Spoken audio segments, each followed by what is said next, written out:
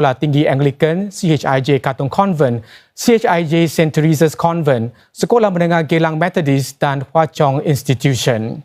MOE menyatakan kesemua mereka menunjukkan simptom-simptom ringan dan bukti menunjukkan mereka dijangkiti pada penghujung tempoh pemutus rantaian jangkitan COVID-19 dan bukan selepas sekolah dibuka semula minggu ini.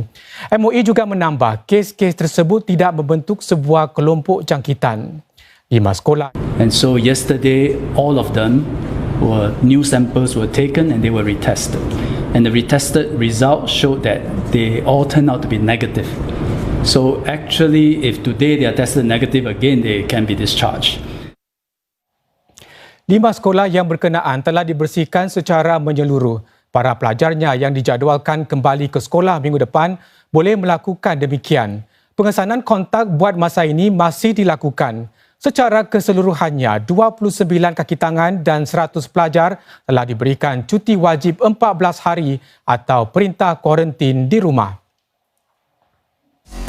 Liputan luar mengenai pandemik COVID-19 selepas ini. China bentang kertas putih mengenai usahanya melawan penyakit itu termasuk usaha menghasilkan vaksinnya. Jimat tenaga dan wang hanya dengan Mitsubishi Electric Starmax Aircon mudah dibersihkan dan tiada bunyi bising.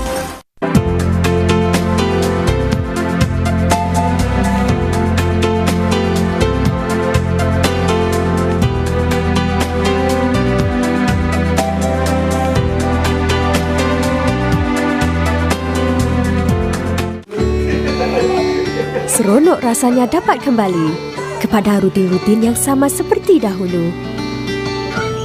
Cuma sekarang, kita mestilah lebih berhati-hati. Marilah kita lakukannya untuk diri kita sendiri, untuk orang yang kita sayangi, untuk keselamatan kita semua. Let's go.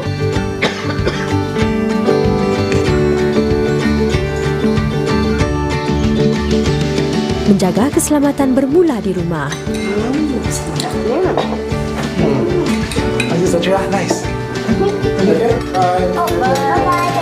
Dari cara kita bekerja dan menimba ilmu, dan dalam melakukan perkara-perkara mudah yang menggembirakan kita.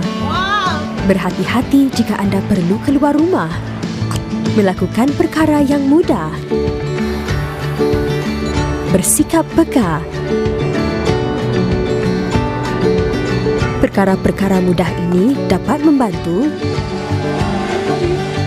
untuk menjaga keselamatan kita semua. Kesihatan semua orang bergantung kepada setiap seorang daripada kita. Marilah kita bekerja sama, menggunakan alat-alat baru,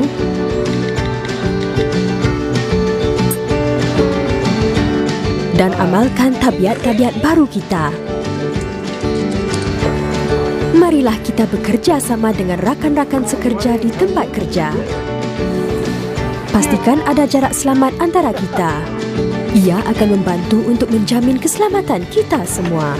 Sikap prihatin boleh melindungi insan yang paling penting dalam hidup kita. Marilah kita memainkan peranan kita. This week on Kin. I don't want to call the police to remove you. I'm not scared of you. This is my restaurant. I do what I like. Natasha, call the police. Is it true that you support Rose's decision to cheat me? All you Shelleys cannot be trusted. I think I've heard enough. Kin, Mondays to Thursdays on 5. More episodes of Kin are available on demand for free on MeWatch. Brought to you by Mitsubishi Electric Starmax Air Conditioner. Duduk di rumah dan berhibur dengan saluran filem Melayu terkini di Astro Citra hanya di Sintel TV. Dapatkan filem-filem Melayu blockbuster yang terkini dan menarik untuk anda nikmati bila-bila masa secara on demand. Untuk langgani Astro Citra hanya di Sintel TV. Dial 1609 atau layari singtel.com/Citra sekarang.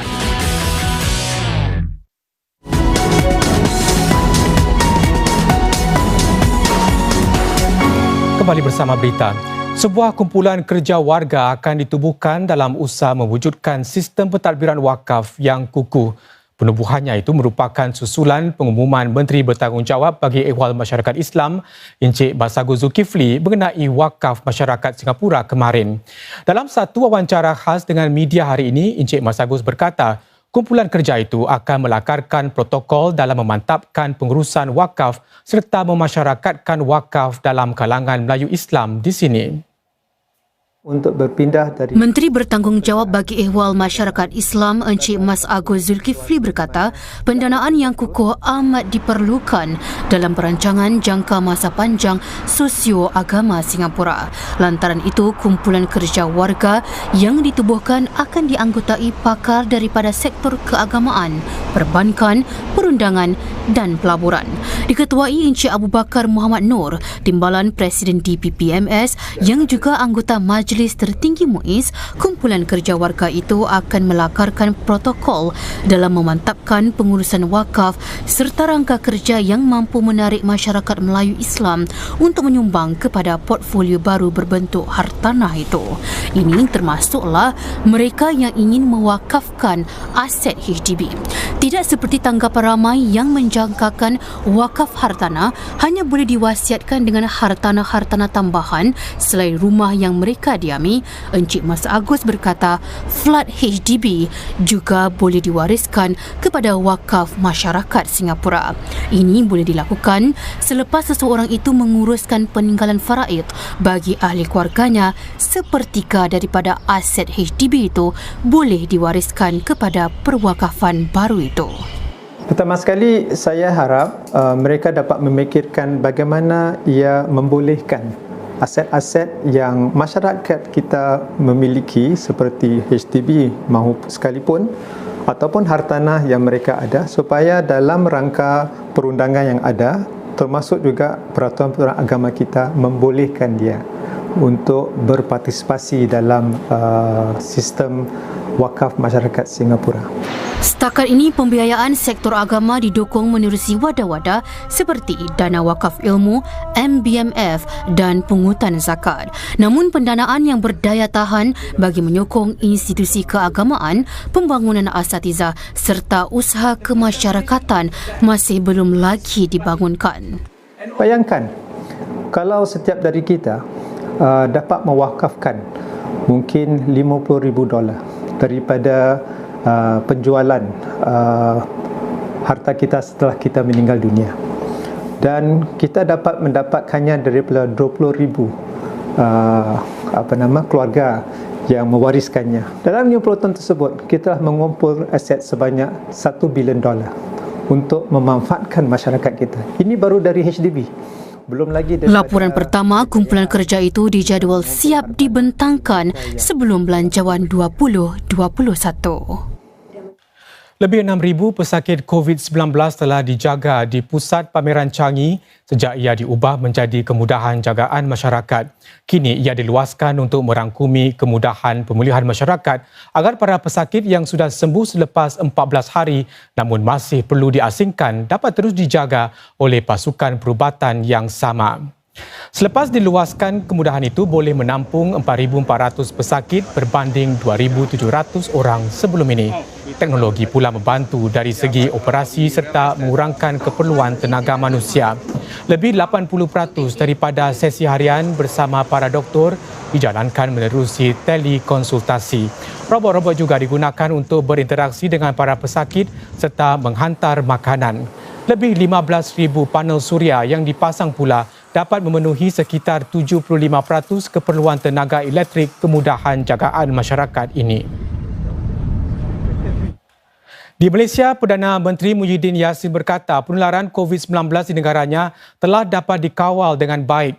Oleh itu, petang tadi beliau mengumumkan bahawa Perintah Kawalan Pergerakan PKP bagi membendung penularan virus tersebut akan memasuki fasa pemulihan mulai Rabu ini hingga 31 Ogos.